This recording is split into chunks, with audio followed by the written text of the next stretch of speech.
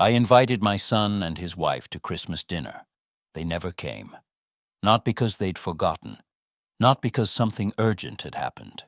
No, they made a choice. They chose another table, and I should have known it was coming. Perhaps deep down, I did know, but some part of me still wanted to believe they'd walk through my door, smiling, ready to share the day. It was my first Christmas without Eddie. He passed away in March, 74 years old. Good heart, bad lungs. The doctors said he went quickly and peacefully. They used that word, peacefully, as though it could wrap itself around the shock and make it softer somehow. But there was nothing peaceful about walking back into a house that had shared his footsteps for 50 years and hearing nothing. No hum of his favorite radio station, no low whistle from the kitchen while he stirred his tea. Nothing peaceful about waking up to the kind of silence that isn't just quiet, it's hollow. So this year, I made a plan. Not a grand one, just something to stop that hollow from swallowing me whole. I decided to host Christmas dinner, just for the three of us, me, my son John, and his wife Sophie. No big fuss, no invitations to extended family. I didn't want noise for the sake of it. I wanted us. I spent 2 days in the kitchen, not heating up frozen trays from the supermarket, but cooking, proper cooking, the sort where the windows steam up and the smells seem to settle into the walls. I made Eddie's famous cornbread stuffing from scratch, a honey-glazed ham studded with cloves, ringed with pineapple the way he liked it, fluffy roast potatoes tossed in goose fat, and Yorkshire puddings that rose perfectly in the oven. Mashed potatoes whipped with double cream and butter, exactly as John loved them when he was a boy. A trifle layered with sherry-soaked sponge, custard, berries, and clouds of whipped cream. And mince pies. I made them knowing Sophie always pretended she didn't eat sweets, then quietly took one when she thought no one was looking. The house began to smell the way it used to, warm and alive. I hadn't felt that in months. I even bought a real tree. Not one of those old artificial ones kept in the loft, but a fresh-cut spruce, tall enough to brush the ceiling. Cost me nearly £100, but I didn't care. Eddie would have called it extravagant, but he would have smiled all the same when he saw the fairy lights twinkling. I hung every decoration we'd collected through the years. The ceramic angel we bought in Cornwall during our honeymoon, John's macaroni star from year 2, the glass robin that smashed in '92 and was glued back together by Eddie himself. Every bauble was a memory, and I wanted them all around me. When the tree was finished, I went upstairs and opened a drawer I hadn't touched in years. Inside lay the red wool dress Eddie had always said made me look like Christmas itself. It had pearl buttons down the front and a fitted waist. A dress you wore when you wanted to feel a little extraordinary. I'd been saving it for a special occasion. Today, I told myself, was one. I set my hair the way Eddie liked, soft curls brushing my shoulders, and added a touch of red lipstick. I even brought down the good china from the cabinet, the one with the gold trim we only used on holidays. Dinner was planned for 3 o'clock. By midday, the table was laid. Crisp white cloth, silver cutlery polished until it shone, crystal glasses catching the winter light from the window. At 1 o'clock, everything was ready. The ham was resting, the roasties warming in the oven, the trifle chilling in the fridge. The candles were lit. Bing Crosby crooned gently from the old record player. For the first time in a long while, I felt almost proud, almost excited. At 2:30, I sent John a quick message. See you soon. No reply. By 3 o'clock, I was sitting in the armchair by the window, watching the road. Any minute now, I thought. Perhaps traffic was bad. Perhaps Sophie had taken longer than expected to get ready. By 3:15, I found myself checking my phone. Still nothing. By 3:30, the roast potatoes were beginning to lose their crispness. I put the rolls back in the oven to keep warm, turned the music down a little. Still no knock at the door, no ring of the bell, No message. At 3:45, the doorbell finally rang. My heart leapt. I smoothed down the skirt of my dress, fixed my hair, and hurried to the door. But it wasn't them. A young man stood on the step, windbreaker zipped to his chin, holding a large manila envelope. A courier. Mrs. Turner? Yes, I said, confused. He handed me the envelope, nodded, and walked away without another word. I stood there on the porch, the December wind slicing through the sleeves of my dress, staring at the thing in my hands. Inside was a single card. Sophie's neat, looping handwriting. Maggie, we're so sorry. We've decided to spend Christmas at my mum's this year. It was a last-minute change. Hope you understand. Love, Sophie. No explanation. No offer to come by another day. No Merry Christmas. Just that. I knew then. They hadn't forgotten. They'd been planning this. The vague answers about still figuring out the timing. The way John hadn't called all week. They didn't just fail to turn up. They decided not to. I went back into my perfect kitchen. Food still warm on the stove. Candles flickering low. The table set for 3.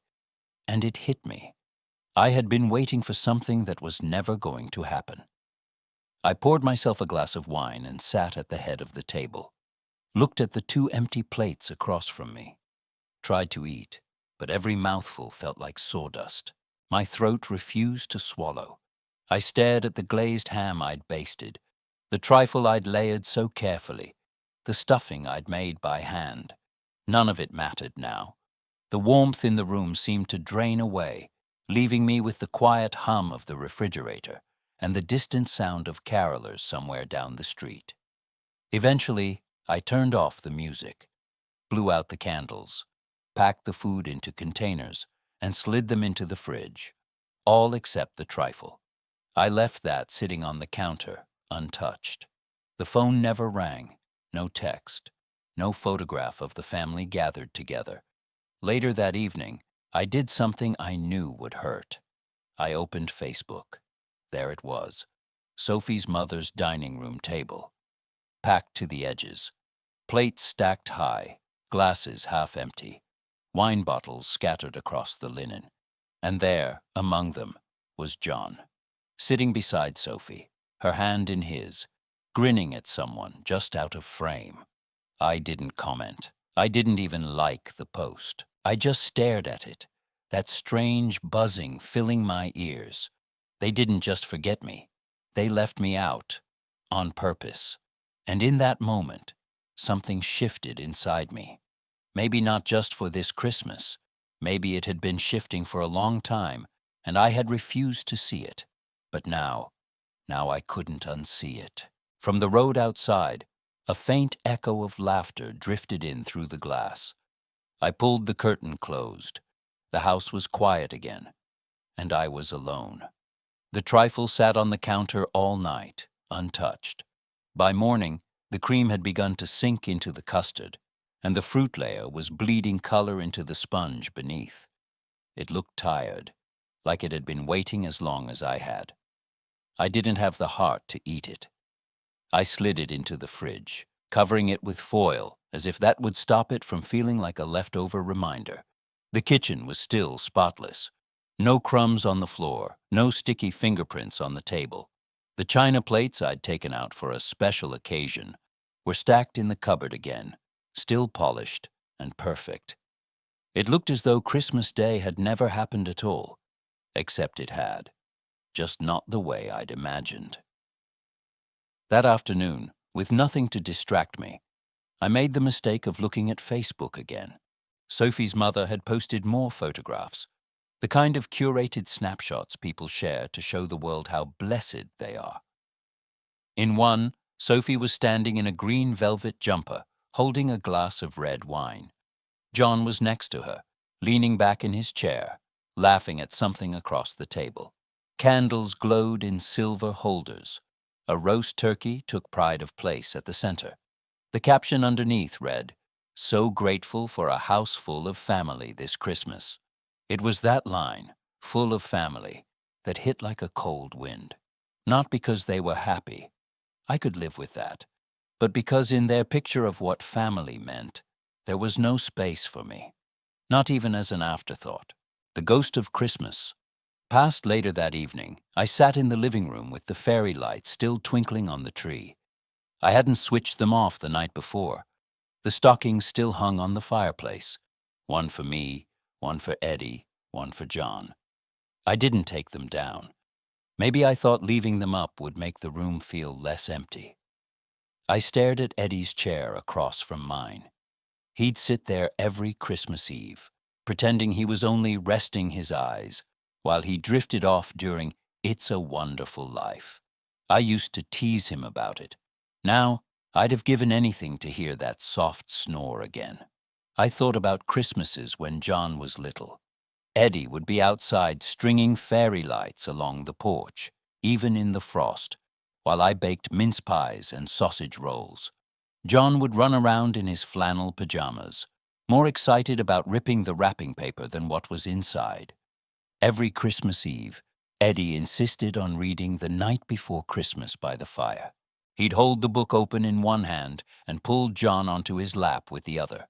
That old armchair was never just his on Christmas Eve. It was theirs.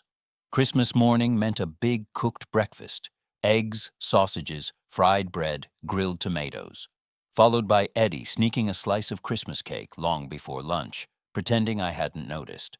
The day would end with all of us in the lounge, full and happy, watching the same Christmas films we'd seen 100 times. When the shift began.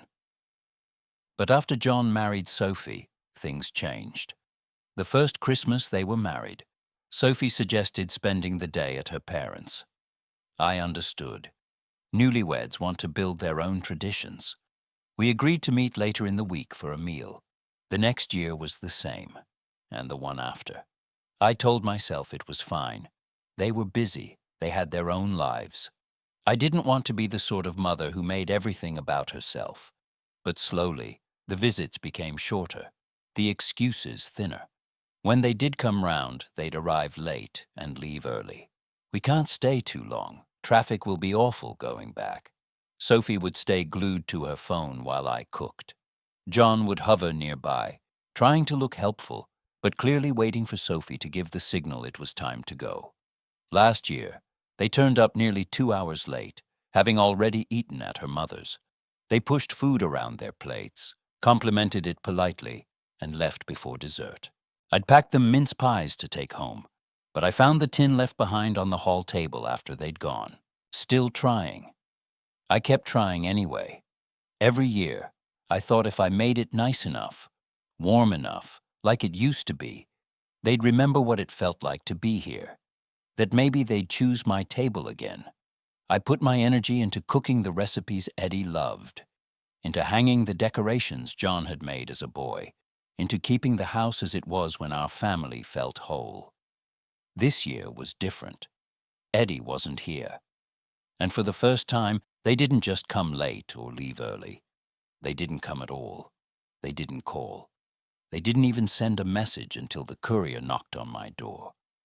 I sat there wondering if it was something I'd done.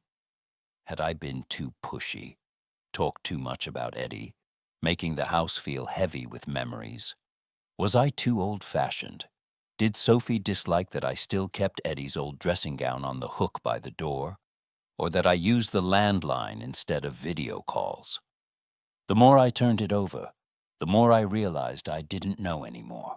The silent realization. That night, I found myself looking again at Sophie's mother's Facebook page. There was another photo. A long table, white cloth, polished silver, candles casting a golden glow. Sophie in that green jumper, her wine glass raised. John beside her, mid-laugh, as though the rest of the world didn't exist. The caption read, "Thankful for another year, surrounded by love." Surrounded by love. The phrase lodged itself in my chest like a splinter, because it wasn't just that I hadn't been invited. It was that they didn't even think of me when they wrote those words. By 9:41 p.m., I still hadn't heard a single word from John. Not even a text to say, "Merry Christmas." He used to call every Christmas, even when he was overseas for work, even when we knew he'd see us in a few days. This time, nothing. The tree glittered in the corner. The stockings hung untouched. The room looked festive, but it felt hollow, as though someone had taken the life out of it, leaving only the trimmings behind. I gathered the plates from the table, cold and untouched, packed away the food into plastic tubs. Even the trifle went into the fridge this time. I didn't want to see it the next morning, sitting there like a witness to something I didn't want to face. As I wiped down the table, I glanced again at Eddie's chair. I remembered the year John gave him a bottle of single malt as a surprise. Eddie had teared up, rare for him, and said, "You didn't have to, lad." Now, a few short years later, that same son hadn't even picked up the phone. I went upstairs still in my red dress. My hair had fallen from its pins, my lipstick faded, mascara smudged. I was 72 years old, and in the space of one holiday, I felt older than I ever had before. Lying in bed that night, Eddie's dressing gown folded beside me. I couldn't ignore it anymore. John had been letting go of me for a long time. I just hadn't wanted to see it. They didn't just forget. They made sure I knew they'd chosen elsewhere. And that realization, more than the silence, more than the empty seat at my table, was what truly broke something inside me. The morning after Boxing Day was bitterly cold. Frost clung to the edges of the lawn like the white trim on a Christmas card, delicate and sharp at the same time. I'd woken early, not because I'd slept well, but because I hadn't really slept at all. My mind had been chewing over the same thoughts, grinding them down until they were nearly unbearable. The empty chair, the unopened trifle, the absence of my son's voice. I pulled on an old cardigan and stepped outside, my breath curling in the air. The garden was still damp from overnight frost, the stone path slick in patches. Eddie used to say there was something good about walking in the yard first thing in the morning, that the cold cleared your head. I never quite understood it when he was alive. Now, I wondered if I was only just beginning to. I passed the raised flower beds we'd once tended together, now sleeping under a thin crust of ice, and stopped at the bird feeder hanging from the old maple. It swayed gently in the breeze, the sound of the chain faint but familiar. Eddie had built it himself, with a little pitched roof to keep the seeds dry. He'd refill it every Saturday without fail, even if the weather was foul. That's when I saw it. Something small was tucked just behind the feeder, wedged between the post and the wooden roof. An envelope, a hand I knew instantly. It wasn't the envelope itself that stopped me. It was the handwriting. Slanted cursive, a little shaky, but neat. Eddie's hand. I reached up, the cold wood rough against my fingers, and eased it free. The paper was slightly damp around the edges, the corners dusted with frost. On the front, in Eddie's handwriting, it simply said, Maggie. No surname, no address. Just my name. The way he'd written it on birthday cards and the notes he'd leave me on the kitchen counter. Gone to the shop, back in a tick. Eddie. A stamp in the corner marked the date. Nearly 11 months ago, 1 week before he died. For a moment I couldn't move. I just stood there, the envelope in my gloved hands, the frost crunching faintly under my boots. Back inside, I sat at the kitchen table and stared at it. The envelope was sealed, the paper soft from the damp. My fingers hovered at the edge. I wasn't sure I was ready to know whatever was inside, but I opened it anyway. Eddie's first message. The paper inside was folded once, neatly. Eddie's writing filled a single sheet. If you're reading this, something's happened I hoped wouldn't. Go to my desk, top drawer. There's more. That was it. No greeting, no sign-off, no love, Eddie. Just a single instruction, heavy with unspoken meaning. I didn't stop to think. I went straight to Eddie's study. His desk was still exactly as he'd left it. The surface tidy but lived in, his pens lined up in a row, his calculator beside a pad of paper with numbers scrawled in the margins. The faint smell of his aftershave lingered in the air, sharp and comforting. I pulled open the top drawer. At first it looked like nothing unusual. A few envelopes, old bills, some elastic bands. Then I noticed it. Taped to the underside of the drawer, a thick brown envelope. The envelope and the key. I peeled it free. It was heavier than I expected. The flap was folded and sealed, a paperclip fastening a small brass key to the front. I turned the key over in my palm. It was smooth from use, the edges worn, the metal warm against my skin despite the cold air in the room. Inside the envelope were two things, a folded note and a legal-looking document. I read the note first. Maggie, if John ever shuts you out, this will make sense. You'll find everything you need to know at the place this key opens. It's yours.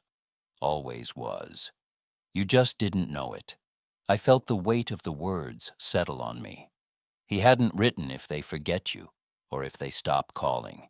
He'd written if John ever shuts you out. Eddie had seen something coming, the deed to somewhere unknown. The document was a property deed.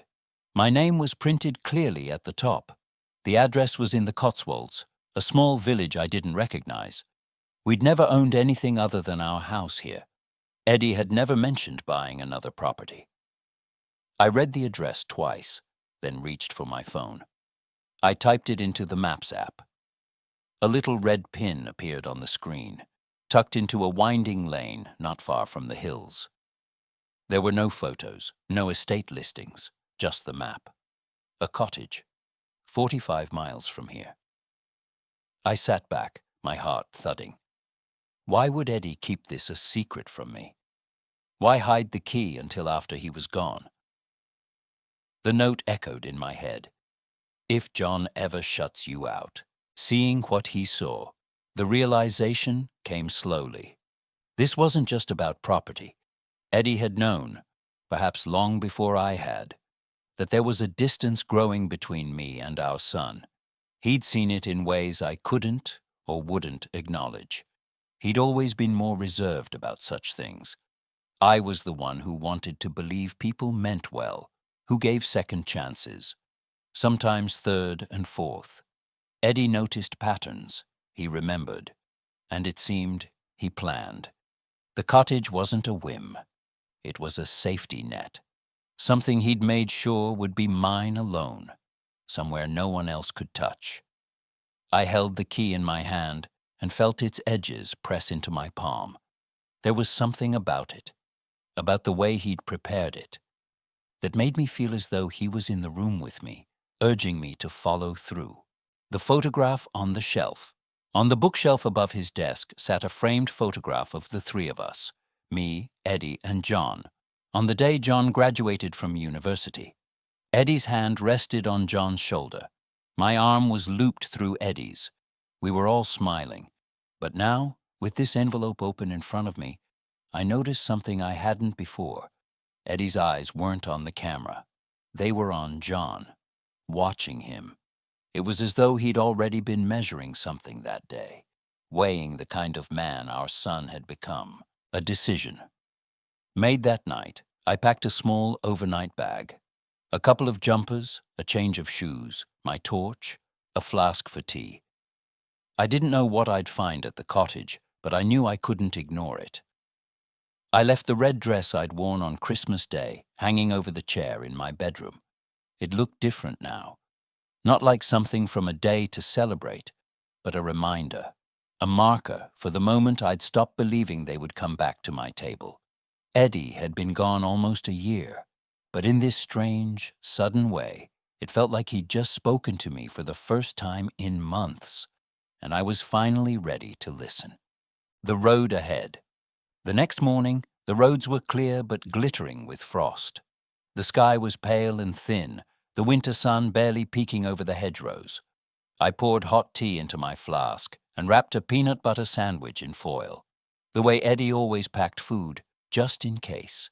The sat-nav said it would take 46 minutes. As the miles rolled by, The city gave way to rolling fields, stone cottages, and bare-limbed trees scratching the cold sky. I passed villages where smoke curled from chimneys, the air thick with the smell of burning wood. But when I reached the turn-off the sat-nav gave me, I almost missed it. A narrow gravel lane tucked behind a small hardware shop, unmarked by any sign. And at the end of that lane, there it was, a whitewashed cottage with blue shutters and a low stone wall. The key turns. I parked on the gravel drive. The steps to the front door creaked under my boots. I reached into my coat pocket and pulled out the brass key. It slid into the lock as though it had been waiting for me. When the door clicked open, something inside me shifted, like a locked memory coming loose. I stepped into the warmth, and I knew, before I even looked around, that Eddie had left me more than bricks and mortar. He'd left me a message. The air inside was warmer than I expected. Not the sort of heat you get from a radiator left on too high, but the gentle, lived-in warmth that clings to a place someone has cared for. I stepped into a small entryway. A wooden bench stood against the wall, boots lined neatly beneath it. Eddie's boots, I realized, recognizing the scuffed leather and worn laces. Above them, a coat rack held one of his old wax jackets. The green faded to almost brown. I reached out, my fingers brushing the sleeve. For a moment I closed my eyes. The scent of him was faint but still there, tobacco and cedar, and something else that was just Eddie, a familiar stranger of a room. I moved through to the living room, and that's when I saw the photographs. They lined the mantel above the fireplace. Me and Eddie at the seaside, squinting into the sun. Our 35th anniversary dinner. My hair pinned up the way he liked. Eddie sitting in a rocking chair on this very porch, mug of tea in hand. That last one stopped me cold. I had never seen it before. Everywhere I looked, there were touches of our life together. The lamp with the faint stain on the shade from when John had knocked over a drink as a teenager. The quilt from the guest room in our old house, folded over the back of the sofa. The bookshelf arranged exactly as Eddie kept it at home, down to the same battered copy of The Wind in the Willows he used to read aloud to John. It was like someone had taken pieces of our history and rebuilt them here, as though replicating a life we already lived, just in case. On the coffee table sat a folded note, Eddie's handwriting on the front, for Maggie, the second note. I sat on the sofa and opened it carefully. This is yours, in case they ever forget who you are. That was all it said. No date, no explanation, just that. I read it again. The words hit differently the second time. It wasn't just about a house or things. It was about me, about the person I used to be before I started making myself smaller to keep the peace, before I stopped saying how I really felt. I looked around the room again. Every choice Eddie had made here was deliberate. Every object had meaning. He'd known I might need this one day, not as a bolt hole, but as a reminder. The kitchen and its quiet invitations. I walked into the kitchen. The cupboards were labeled in Eddie's tidy block print. Mugs, tea towels, spare batteries. The pantry was stocked. Tinned vegetables, bags of rice, jars of jam. The fridge was unplugged but spotless. On the inside of a cabinet door was a shopping list written in his hand. Bread, tea, eggs, sugar. A round wooden table sat in the corner. 2 chairs tucked neatly underneath. 2 placemats laid out, side by side, as though he'd been expecting us both. I stood there, my fingers brushing the edge of one placemat, and felt the weight of everything he'd planned. The rooms down the hall. The hallway was short, leading to 2 bedrooms. The first was small but ready. A neatly made bed with a patchwork quilt, a lamp on the bedside table, a wardrobe with empty hangers waiting. The second room was different. It held nothing but a stack of boxes in one corner, each one carefully labeled. On the top box, in bold letters, Maggie's things. I didn't open them, not yet. A place. Outside of reach. Back in the living room, I sat in the armchair facing the fire. The stillness in the cottage was different from the stillness in my house. My house had begun to feel hollow, like something had been taken from it. This place felt preserved, protected. It dawned on me that John and Sophie didn't know about this cottage. Eddie had kept it entirely separate. They couldn't sell it. They couldn't argue it needed managing. They couldn't touch it. This was mine, and mine alone. The unspoken observation. I thought about the years leading up to this. The rushed visits. Sophie never helping in the kitchen. John's polite but distracted conversations. The way they both seemed to treat my home, our home, as a stopover rather than a destination. Eddie had seen it all. And rather than confront it directly, risking a permanent fracture, he'd done what he always did best. Quietly, methodically, he'd made a plan. He'd built me a lifeboat and left it anchored here, waiting for me to notice the rope, the view from the window. I made myself a cup of tea using the old kettle on the hob. In the cupboard above, I found a tin of chamomile, my favorite, with a little note on the lid in Eddie's hand. For Maggie, when she needs calm. I took my tea to the small window overlooking the back garden. A birdhouse stood at the far end, paint peeling, with a bench nearby. The grass was winter dead now, but I could imagine it in spring. Daffodils pushing through the soil, maybe roses climbing the fence. It wasn't grand. It wasn't flashy, but it was ours. A calm that wasn't empty. I stayed at the cottage for most of the morning, walking from room to room, touching things, letting the familiarity sink in. I didn't cry.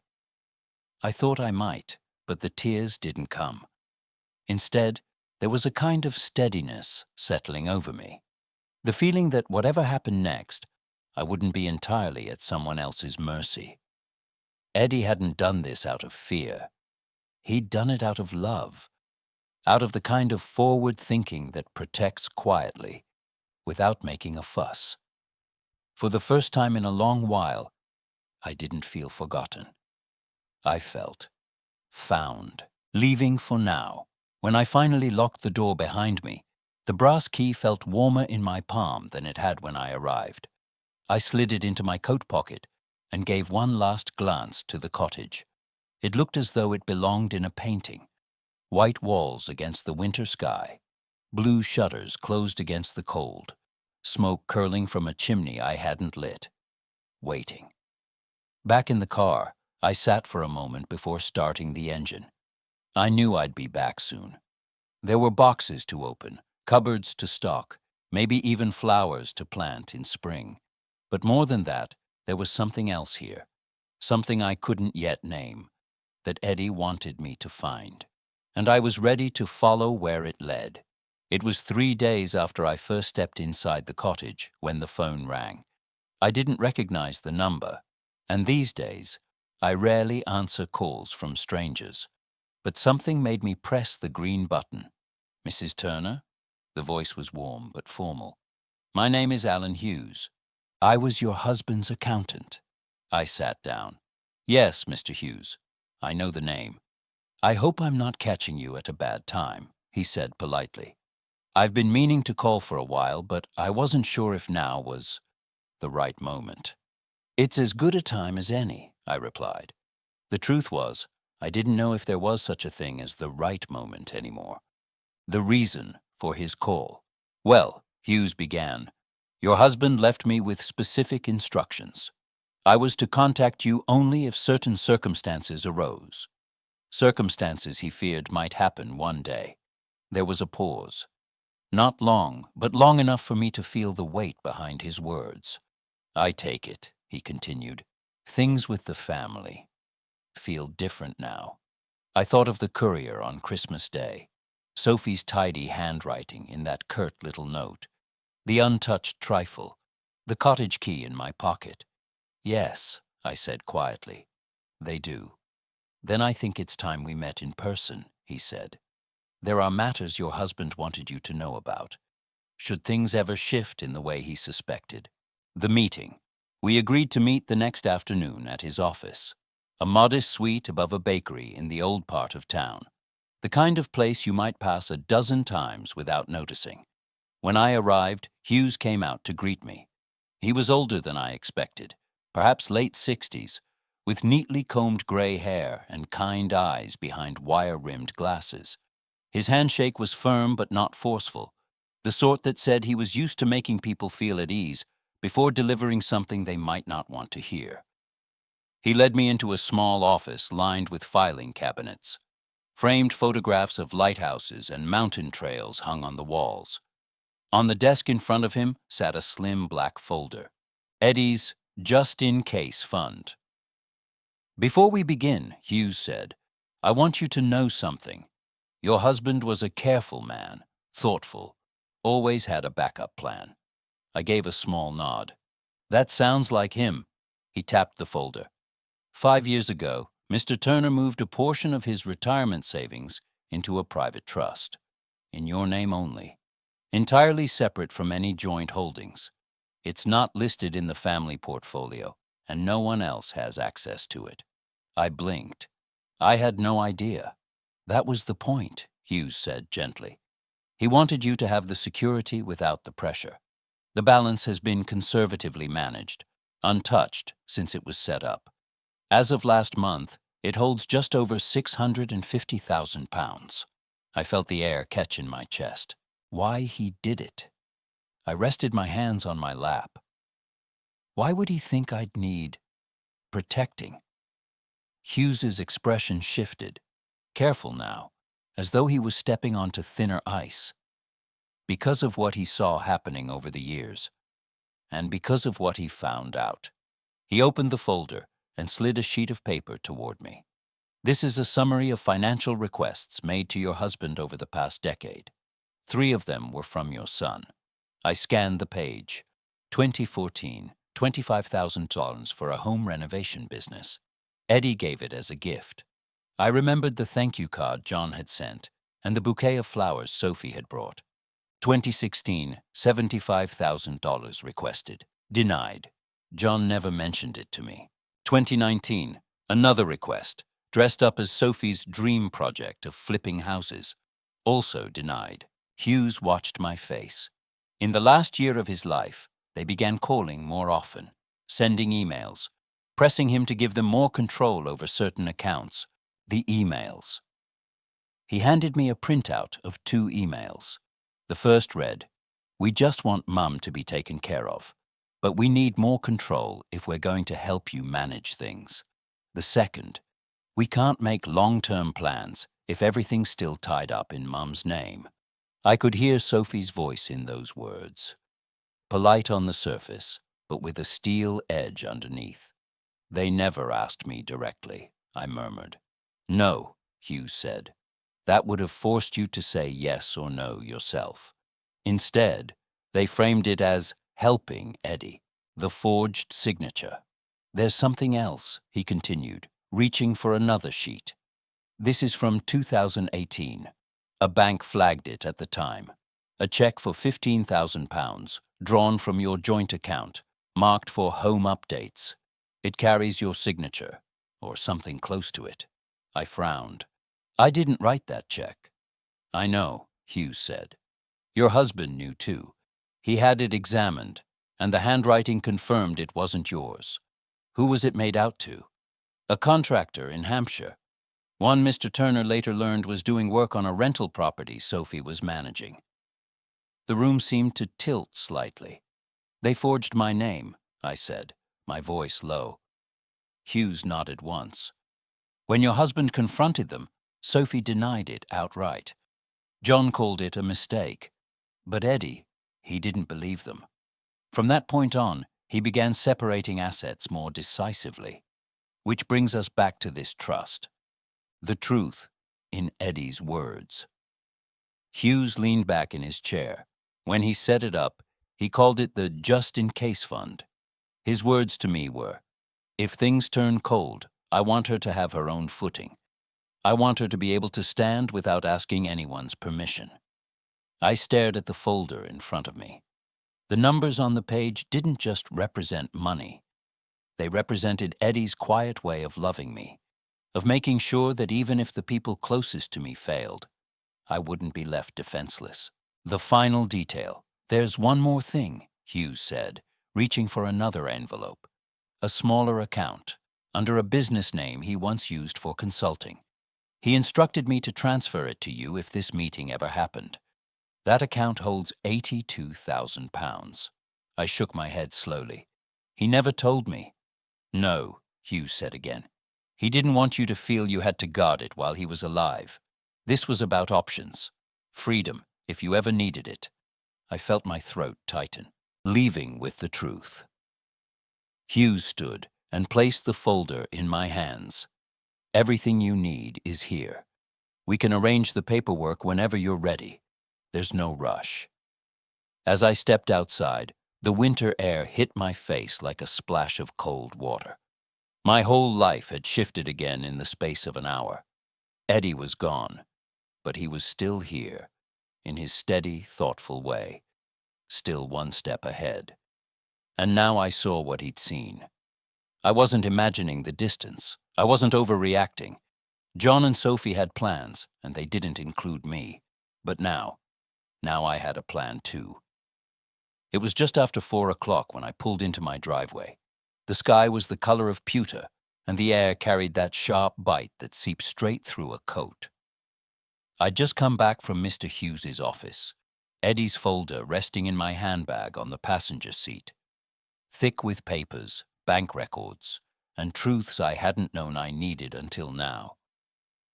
But I never made it to the porch before I noticed it. A car parked across the street, engine idling, headlights on, John's car. The waiting passenger. Through the windscreen, I could see Sophie in the passenger seat. She was looking down at her phone, scrolling, her expression unreadable. I stood for a moment beside my car, the cold air pinching my cheeks. My key was already in my hand.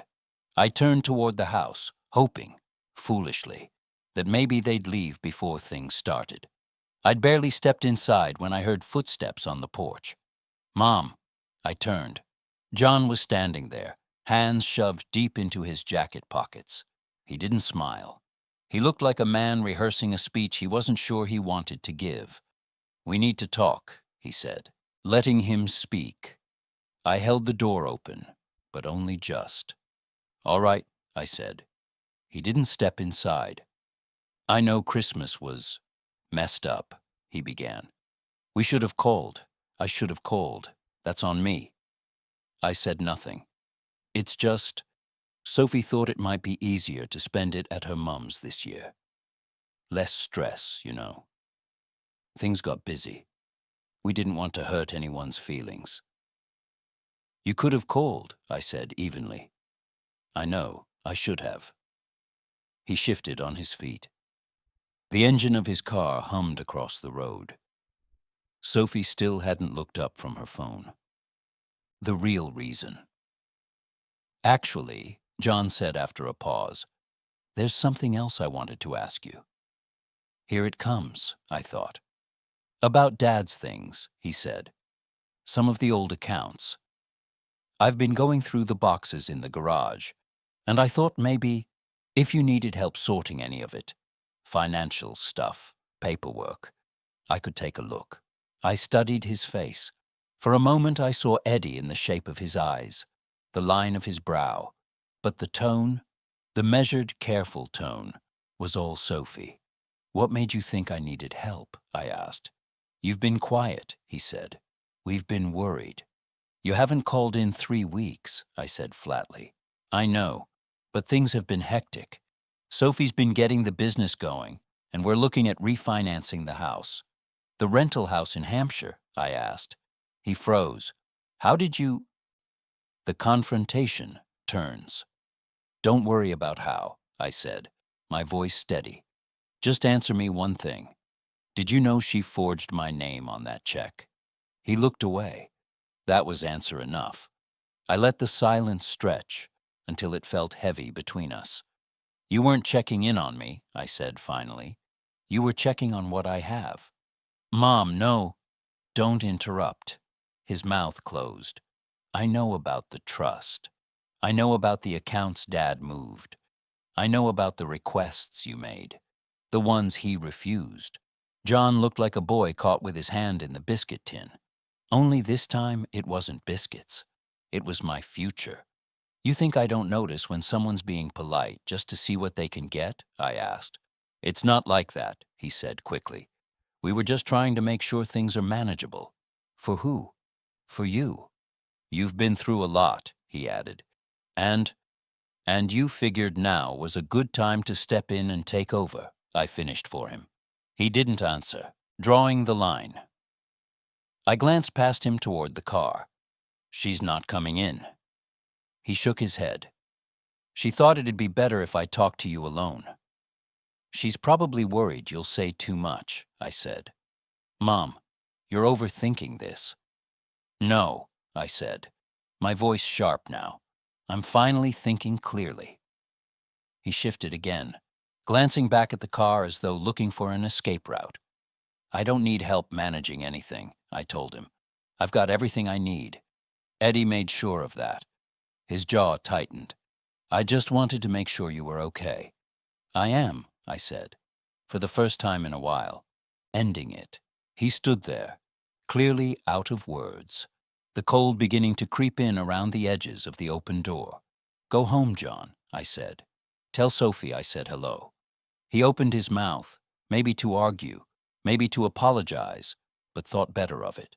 Without another word, he turned and walked down the steps, across the road, and slid into the driver's seat. Through the frosted window, I saw Sophie lean toward him, speaking quickly. He said something back, short and clipped. Then the car backed out, paused at the end of the street, and drove away. The aftermath. I closed the door and leaned against it for a moment. The house was warm. The windows fogged slightly from the heat inside, meeting the winter air outside. I wiped a small circle clear on the glass and watched their car disappear. They hadn't come to fix things. They'd come to see what I knew, to measure the ground, to test the waters, to find out what they might still have access to. Now they knew. Nothing. I wasn't going to hand anything over.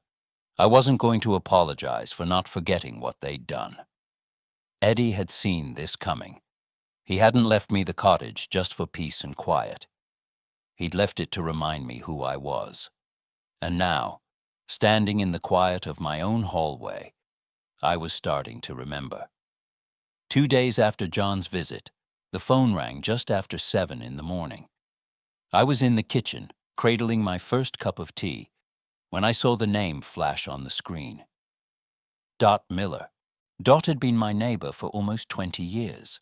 A war widow with a mind as sharp as a blade and the kind of blunt honesty that could make grown men shuffle in their shoes.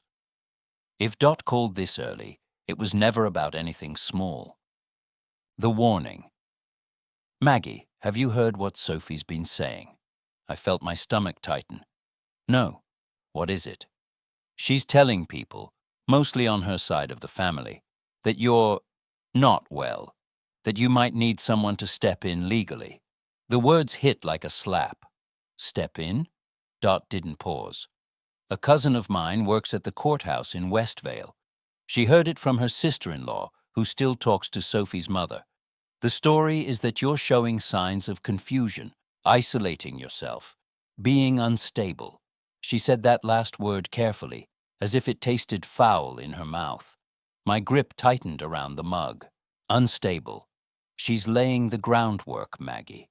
If she's serious, they could try to challenge your ability to manage your own affairs, your house, your money. It didn't surprise me, not really. But hearing it out loud was different. She's clever, I said flatly. Always careful not to get her hands dirty directly. Clever enough to know you've got something she wants, Dot replied. But not clever enough to realize you've still got some fight in you. Not crazy. Waking up. I didn't want to believe it would come to this, I admitted. I know, love, Dot said, her voice softening. None of us do. But here we are. There was a pause. Then she added, You're not crazy, Maggie. You're just waking up. There's a difference. That sentence stayed with me long after we hung up. For months, maybe years, I'd been second-guessing myself, wondering if I was too sensitive, too nostalgic, too unwilling to move with the times. But now I could see it plainly. This wasn't about my emotions. It was about control, power, and I was standing in the way of what they thought they deserved. A kitchen war room. That afternoon, Dot came over with a loaf of cornbread under one arm and her laptop tucked under the other. She also brought a battered binder full of printed templates. We sat at my kitchen table, the same table John and Sophie hadn't sat at in years. And Dot laid everything out like we were about to launch a military operation. "All right," she said, flipping open the binder. "We're going to put this in writing. No more games. No more waiting." The letter. We drafted a formal letter, direct but polite, stating clearly that I was of sound mind, managing my own personal affairs, and fully capable of making legal and financial decisions. We noted that any attempt to challenge my capacity would be met with full resistance under the law. Dot insisted we include a copy of a notarized statement I'd signed at her church the month before, affirming my health and state of mind. Before we printed it, I took a pen and wrote one final line at the bottom in my own handwriting. "I am not confused. I am not unstable. I am simply done being treated like an afterthought." When it was printed, I signed it. Dot signed as witness. We scanned it, then sent it by certified mail to both John and Sophie. No more begging. As Dot sealed the envelopes, she leaned back in her chair. "There. Now they can't say they weren't warned." I stared at the letters, my name neat and firm at the bottom. "I'm done begging to be loved," I said aloud. "Say it again," Dot told me. I did, and the second time, it felt like something inside me snapped free. Not in a way that broke me, but in a way that released me. I wasn't just standing up for myself. I was letting go of the part of me that had been sitting, waiting, hoping they'd come around, hoping they'd act like family again, hoping some version of the past would walk through the door and apologize. That version of the past was gone. A different kind of list. After Dot left, I stood by the front window, watching the light fade over the garden. Frost was already forming on the grass. That night, instead of writing a shopping list or a list of chores, I took a fresh notepad and wrote a list just for me. Take a day trip to Brighton. Paint the spare room at the cottage. Plant spring bulbs in the back garden. Write Eddie a letter. Simple things. Ordinary things. But every line felt like reclaiming a little piece of myself. Choosing myself. For years, I'd been one of those people waiting to be chosen. Waiting for someone else to decide I was worth their time. Now, I was beginning to understand that some of us have to choose ourselves. And that was exactly what I intended to do. It was a week after Dot and I had sent the letter when there was a knock at the door. I wasn't expecting anyone. The afternoon had been quiet.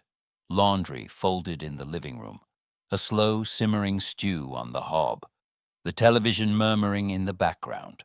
When I peered through the window, I saw a familiar figure on the step. Alan Hughes. A box meant for me. I opened the door. "Mr. Hughes, I wasn't expecting you." He gave a small smile. "I didn't want to call. This needed to be handed to you in person." In his hands was a small cardboard box, neatly taped, my name written on the top in Eddie's handwriting. My throat tightened at the sight of it. "He gave me this the week before he passed," Hughes explained. "Told me not to hand it over until I was sure you were ready." "And you think I'm ready now?" He nodded. "Yes. And it's not legal paperwork. It's personal. Just between you and him." He didn't stay long, just long enough to set the box on my kitchen table and leave me alone with it. The journal. I sat for a moment, looking at the box as though it might vanish if I blinked. Then, with hands that felt clumsier than they should, I cut the tape and lifted the lid. Inside was a leather-bound journal, dark green, the edges worn. Eddie's kind of journal. The kind he used to buy from the little stationery shop in town before it closed. The first page was simple. If you're reading this, it means I didn't get to say all this out loud. So here it is, all of it. I turned the page. His handwriting filled every line, neat, sometimes smudged where his hand had brushed the ink. His fears and his plans. The first entries were simple notes, the weather, what we'd had for dinner, something I'd said that made him laugh. But by the 5th page, the tone shifted. Maggie is the strongest person I know, but strong people get tired too. And if she's tired, she won't ask for help. She'll just smile and keep serving everyone else until there's nothing left for herself. He was right. The entries went on. John's been distant. It's not just work. Sophie has a way of making him feel like we're an obligation. Like you're old-fashioned, someone to be tolerated instead of treasured. I felt my hands tremble slightly as I turned the pages. The Christmas he saw. Coming. Halfway through the journal, I stopped cold.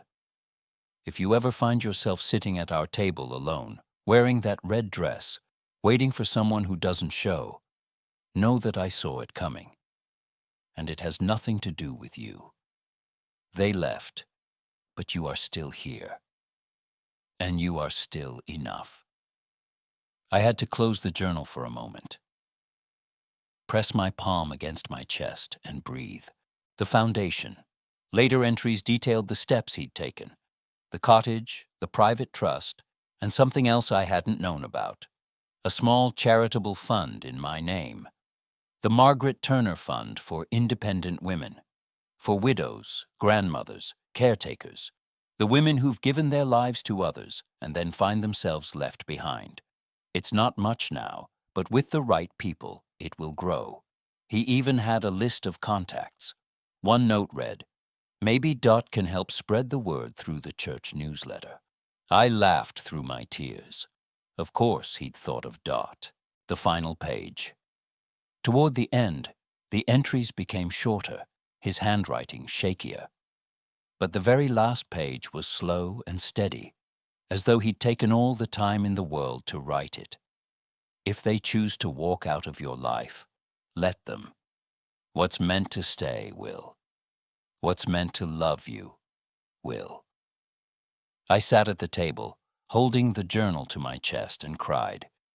Not the breaking kind of tears, but the kind that cleans something out of you, makes space for what comes next.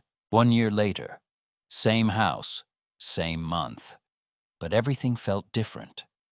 It was Christmas morning, and the kitchen was full of life. The oven hummed gently, filling the air with the smell of roasted sweet potatoes and cinnamon. Dot was clattering pans like she owned the place, fussing over her pecan glaze. "You really went all out, Maggie," she said, eyeing the 2 pies cooling on the windowsill. "Just enough," I replied. "They'll eat every crumb. A table that's full." This year, I'd sent invitations out in November. Not embossed cards or anything fancy. Just cheerful ones from the pound shop. I gave some to the ladies at the quilting club, others to the young man who ran the art group at the church for local children. Some of the kids didn't have much, but they knew how to fill a room with energy. At 3 o'clock sharp, the doorbell rang. Then again, and again. Coats were hung on hooks, hats tossed in the basket by the stairs. A little boy named Jamie ran straight to the tree, eyes wide. "You've got real candy canes," he shouted.